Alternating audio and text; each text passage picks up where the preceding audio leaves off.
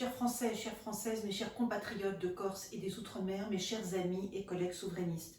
Samedi dernier, vers 21 h, un franco-iranien islamiste a tué de sang-froid, gratuitement, sans aucune raison, muni d'une arme blanche, un touriste âgé de 24 ans, près du métro Bir Hakeim à Paris. Ce drame tragique nous a toutes et tous bouleversés. Ce franco-iranien aurait dû, après une peine de prison de 4 ans, qui a malheureusement accru sa radicalisation islamique, à être déchu de la nationalité française et être expulsé du territoire français avec interdiction d'y remettre les pieds.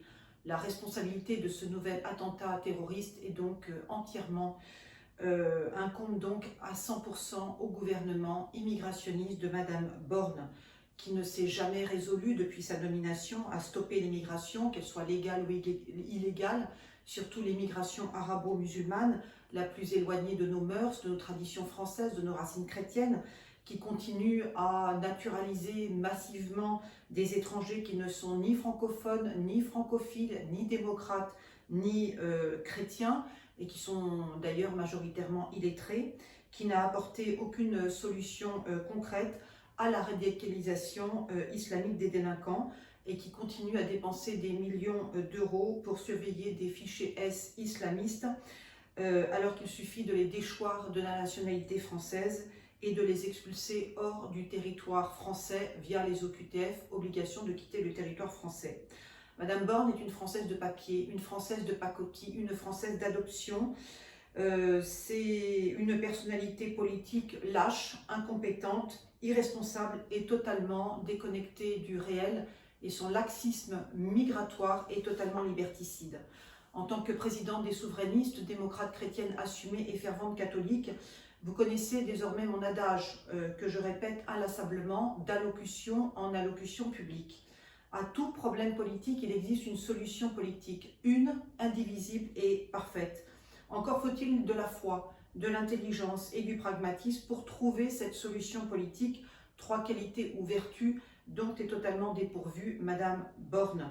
Technocrate sans foi, ni loi, ni cœur, ni moralité, à l'image de son gouvernement formé de 42 ministres dont la plupart sont résolument incompétents, athées, inaudibles, invisibles ou décadents. C'est la raison pour laquelle je demande une nouvelle fois, publiquement et solennellement, aux 577 députés français de l'Assemblée nationale, combien vous faut-il de 49.3 pour que vous vous bougiez? Combien vous faut-il de victimes de l'islamisme radical pour que vous vous bougiez? Combien vous faut-il de lois scélérates votées sans l'accord du Parlement français pour que vous vous bougiez? Parce que par une motion de censure votée à la majorité, ce gouvernement Borne, incapable de protéger les Français et les Françaises et les enfants et leurs enfants contre l'islamisation radicale, doit être absolument limogé. Le drame du père Hamel, le drame de Samuel Paty, le drame de Dominique Bernard, le drame de Lola et de Thomas, la montée de l'islamisme radical dans nos prisons et dans nos banlieues françaises doivent vous inciter, mesdames et messieurs les députés, à agir, à limoger le gouvernement Borne par une motion de censure votée à la majorité.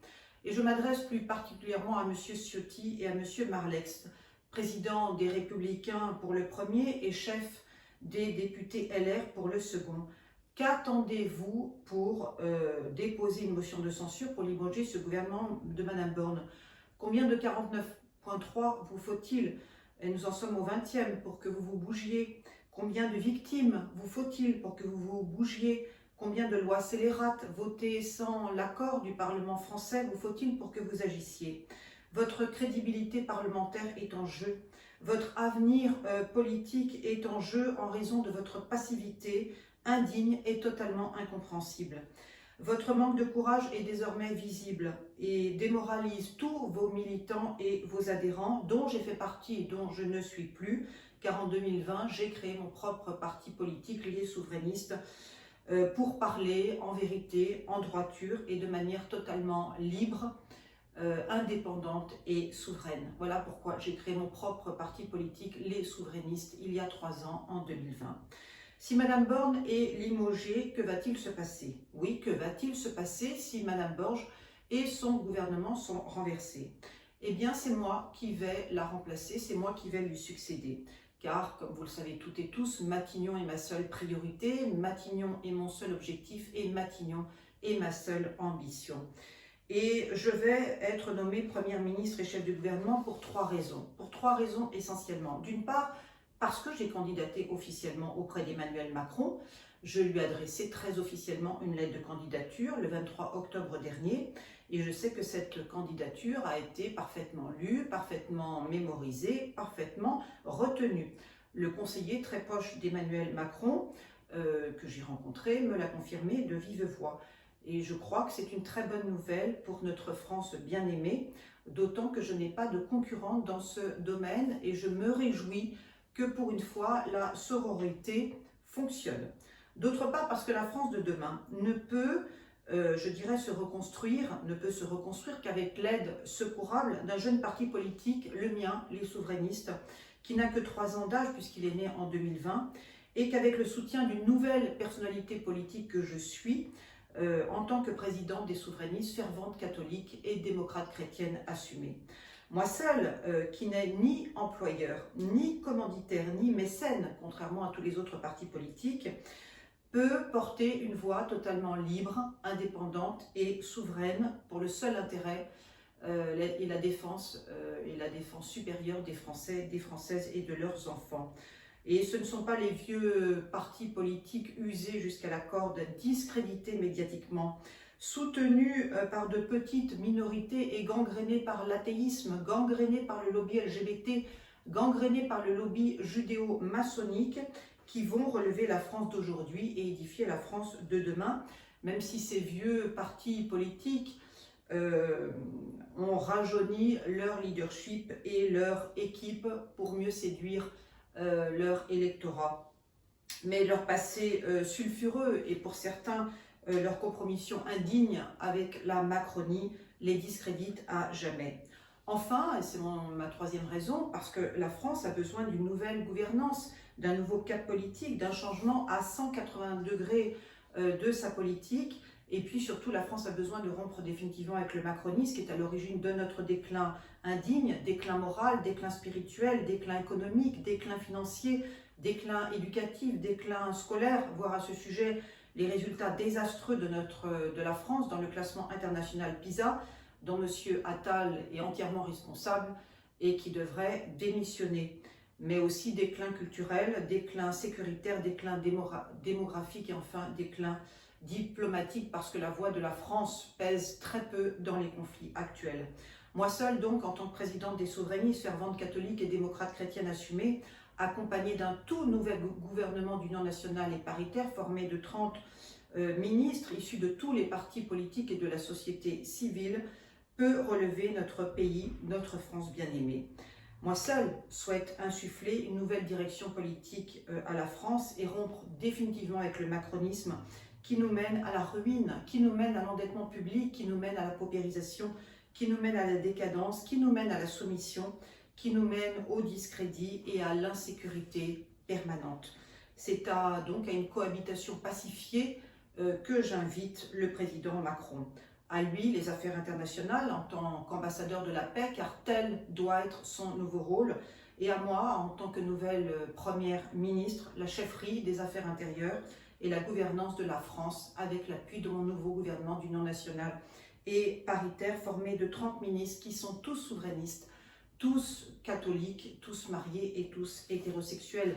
Dans mon futur gouvernement d'union nationale et paritaire, il n'y aura en effet ni LGBT, ni francs-maçons, ni musulmans, ni sionistes. Et je tiens à préciser à toutes et à tous que je ne suis ni théologienne, ni théocrate, ni rigoriste, et que j'accepte bien volontiers les divorcés remariés dans mon futur gouvernement d'union nationale et paritaire. Ce partage des responsabilités entre le président Macron et moi-même, en tant que futur ministre et chef du gouvernement, me semble le plus propice, le plus efficace et le plus idoine pour relever la France d'aujourd'hui et répondre aux nombreux défis démographiques, scolaires, sécuritaires, financiers, agricoles, diplomatiques, culturels, éducatifs qui sont les nôtres. Quant à celles et ceux qui réclament la destitution du président Macron de manière irresponsable, sont totalement irresponsables. Pourquoi? Parce que je rappelle que le gouvernement de la France est actuellement sous occupation étrangère. Le gouvernement de la France est sous le joug du lobby judéo-maçonnique qui est à la tête de toutes nos institutions républicaines, d'un certain nombre de ministères stratégiques, du Conseil constitutionnel, de la Cour des comptes, donc du gouvernement, de l'Assemblée nationale et des médias français. Ce lobby judéo-maçonnique impose depuis 2017, depuis l'élection d'Emmanuel Macron, son agenda politique, son agenda progressiste, son agenda mondialiste et ses lois scélérates au Parlement français. Si le président Macron est destitué, comme certains irresponsables le réclament, eh bien le lobby judéo-maçonnique, progressiste, immigrationniste et mondialiste qui nous dirige est capable de nous imposer une nouvelle personnalité politique encore plus clivante qu'Emmanuel Macron, quitte à manipuler les élections, car ce lobby judéo-maçonnique est sans scrupule, capitaliste et surtout extrêmement propagandiste. C'est la CRIF, c'est le CRIF qui est le DRH de la Macronie, rappelons-le. C'est le CRIF qui impose au Parlement français son agenda politique, ses lois scélérates et sa pression permanente, rappelons-le. C'est le CRIF qui choisit les futurs présidentiables et les futurs ministrables, rappelons-le. Et la France doit mettre fin urgemment à son emprise et à son impérialisme délétère sur nos institutions républicaines et sur la vie politique française. Est-ce clair ? En ne défilant pas le dimanche 12 novembre, malgré les pressions multiples, malgré une manifestation résolument communautariste, aux côtés des sionistes et du CRIF, pour la première fois depuis son élection en 2017, eh bien, le président Macron a montré qu'il était enfin capable de leur résister, de résister à ce lobby judéo-maçonnique, de leur dire non. C'est un petit pas, un tout petit pas, mais c'est déjà un premier pas et je m'en félicite. Certes, le président Macron continue à tergiverser sur les élections européennes, mais je tiens à lui dire publiquement et solennellement, renoncez à présenter un candidat macroniste aux élections européennes du 24 juin. La France est à droite, la France est résolument à droite, majoritairement souverainiste, majoritairement catholique, majoritairement chrétienne. Le macronisme LGBT est rejeté par l'ensemble des Français, l'islamo-gauchisme est rejeté par la majorité des Français, l'islamo-écologisme est rejeté par la majorité des Français, le zémourisme anti-gaulliste, anti-chrétien, anti-catholique est une vaste mascarade et une vaste tartufferie. Votre candidat macroniste, quelle que soit la personnalité choisie, ne sera pas élu aux élections européennes. Pourquoi vouloir donc une nouvelle humiliation électorale? Et je pense que renoncer aux élections européennes, voilà une décision parfaitement sage et raisonnable. Pour revenir à l'attentat terrorisme de Bir Hakeim, quelles sont nos solutions pour que la France en soit définitivement protégée? En tant que président des souverainistes, fervente catholique et démocrate chrétienne assumée, voilà un corpus de 25 propositions et réformes que je mettrai en œuvre si je suis nommée Première ministre et chef du gouvernement. Et je n'ai besoin pour cela ni d'une loi supplémentaire, ni d'une consultation référendaire, ni d'aucun policier, gendarme ou militaire supplémentaire. Mon courage politique et mon expertise juridique suffisent amplement. Car un référendum dont la question serait « Voulez-vous que soit stoppée la submersion migratoire ?» Nous connaissons toutes et tous la réponse, c'est oui, à 100% pour tous les Français et pour toutes les Françaises. Donc ce référendum est parfaitement inutile. Voici donc mes 25 propositions. Création d'un haut tribunal militaire sur le modèle de celui créé par le général de Gaulle en 1962, qui jugera essentiellement les djihadistes, puisqu'ils se définissent eux-mêmes comme des soldats de l'État islamique. Respect de toutes les décisions prises par ce haut tribunal militaire qui, selon qu'elles aboutiront à une condamnation à mort ou à des peines de prison à perpétuité dans les prisons militaires françaises, selon la gravité des actes commis, crimes contre l'humanité, crimes de guerre, ne pourront être l'objet d'aucune grâce présidentielle. Démantèlement des 500 zones de non-droit qui en quelques décennies sont devenues de véritables enclaves islamiques par le biais de la rénovation immobilière. Demain, tout logement social soumis à rénovation devra être vidée de ses habitants qui, s'ils sont étrangers, devront quitter le territoire français. Quatrième proposition, fin de la binationalité. Tout binational résidant en France, disposant de 2 passeports, devra rendre son passeport français en préfecture ou en sous-préfecture dans les 100 jours qui suivront ma nomination en tant que Premier ministre et chef du gouvernement. Ce binational, redevenu étranger ou expatrié, pourra rester en France s'il vit de son travail ou s'il est étudiant muni d'un visa de séjour d'une durée renouvelable, soit d'1 an, soit de 10 ans, soit de 20 ans. Mais tous les binationaux vivant d'assistanat ou de revenus sociaux ou clandestins devront quitter la France et s'en retourner dans leur pays natal ou dans un pays étranger s'ils ne veulent pas rentrer chez eux. Tous les élus binationaux perdront leur mandat électif et seront remplacés par leurs adjoints. Cinquième proposition, expulsion immédiate des délinquants binationaux, hormis les djihadistes qui seront donc jugés ou rejugés par le haut tribunal militaire. Suppression du droit du sol au profit du droit du sang, tout enfant né de parents étrangers ou d'un parent étranger restera étranger. Dénonciation de l'accord franco-algérien du 27 décembre 1968 qui offre aux Algériens un statut privilégié et donc abusif en matière de circulation, d'études, de séjour et d'emploi en France. Interdiction des publicités multiethniques qui promeuvent le grand remplacement et interdiction de toute manifestation française sous drapeau étranger. Dissolution des associations fréristes et pro-migrants et arrêt du dispositif des mineurs étrangers isolés car la plupart sont majeurs, délinquants et refusent de se soumettre aux tests osseux de minorité et donc ils seront renvoyés chez eux par bateau ou par avion. 10e proposition, application de la préférence nationale pour les logements sociaux, les aides sociales, les revenus sociaux, les allocations familiales, le RSA, les allocations chômage, l'allocation adulte handicapé, l'aide médicale d'État et l'accès à la fonction publique, hormis bien sûr la Légion étrangère qui restera ouverte à toutes les nationalités, mais qui devra inviter, sur la base du volontariat, bien sûr, leurs légionnaires grâce à des aumôniers catholiques à la conversion et au catéchuménat. 11e proposition, durcissement des critères d'accès à la naturalisation française des non-européens, des non-chrétiens, des non-francophones et obligation d'obtenir le certificat Voltaire qui atteste d'un bon niveau d'orthographe pour obtenir la naturalisation française. Interdiction des abattages rituels en France, qu'ils soient cachers ou halal. Fermeture administrative de toutes les mosquées salafistes, de toutes les associations islamiques et de toutes les écoles coraniques. Renvoi des imams étrangers, des aumôniers musulmans, exilés en France, au Maghreb, leur terre natale, et interdiction des prières de rue d'origine islamique. Interdiction des tenues folkloriques ou islamiques dans l'espace public, les mairies, les transports publics, les commerces privés, les établissements scolaires, les piscines publiques et les plages municipales, les entreprises tant privées que publiques et toutes les administrations françaises.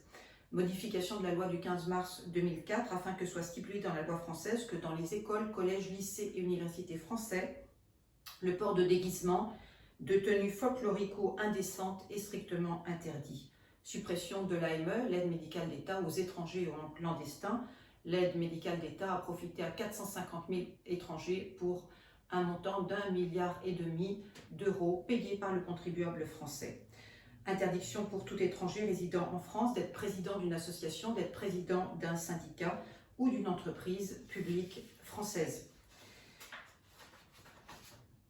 Protection renforcée des frontières françaises via la militarisation de Frontex avec une amplification des gardes-côtes et des gardes-frontières de 3 000 aujourd'hui à 12 000 demain sur les 1 900 points d'entrée européens. Suppression de l'article constitutionnel relatif au droit d'asile créé par la loi du 11 mai 1998 qui est largement dévoyé. Cet article 53.1 de la Constitution française doit être supprimé car il est à l'origine de l'explosion des demandes d'asile et de la submersion migratoire islamique. Mise en œuvre à 100% des OQTF, obligation de quitter le territoire français et expulsion systématique des clandestins et des déboutés du droit d'asile sous peine de prison. Rétablissement du délit de clandestinité, du délit de sans-abrisme et du délit de mendacité. Chaque mairie devra régler le problème des SDF, les faire expulser s'ils sont étrangers ou les loger dans des logements sociaux s'ils sont français et nés dans leur commune.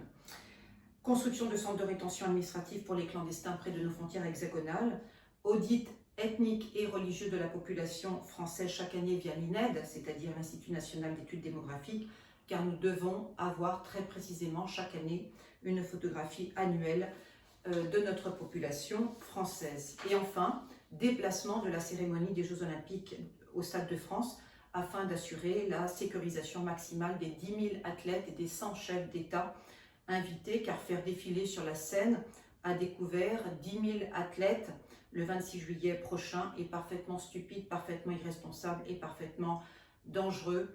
La France ne peut pas assurer à ce jour leur sécurité.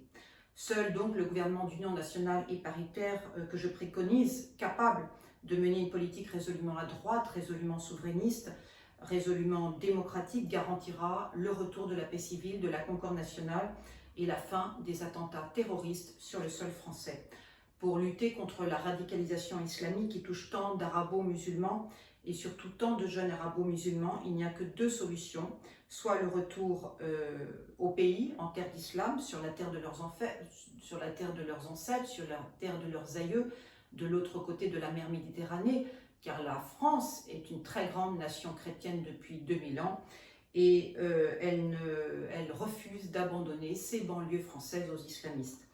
Ou la conversion à la religion chrétienne, à la foi catholique, qui seule édifie des citoyens pleinement responsables, pleinement épanouis et pleinement respectueux. La conversion des islamistes au républicanisme athée, LGBT et décadent proposé par Madame Borne a totalement échoué. L'avantage de l'éducation chrétienne, et c'est celle que j'ai reçue, je remercie mes chers parents, c'est que contrairement à l'éducation républicaine qui n'existe pas, contrairement à l'éducation athée qui crée des dépressifs et des déboussolés, contrairement à l'éducation LGBT qui crée des pervers et des pornophiles, contrairement à l'éducation islamique qui crée des intégristes, des femmes voilées et des djihadistes, eh bien l'éducation chrétienne apprend à distinguer le bien et le mal, la morale et la morale, le licite et l'illicite, le beau et le laid, le bien et le mauvais, le permis et l'interdit. Mes chers compatriotes, il est temps de limoger le gouvernement Borne, de me faire confiance, parce qu'avec moi, je vous le dis, tout va changer. Vive la démocratie, vive le peuple souverain, vive la France souveraine, entreprenante et résolument chrétienne.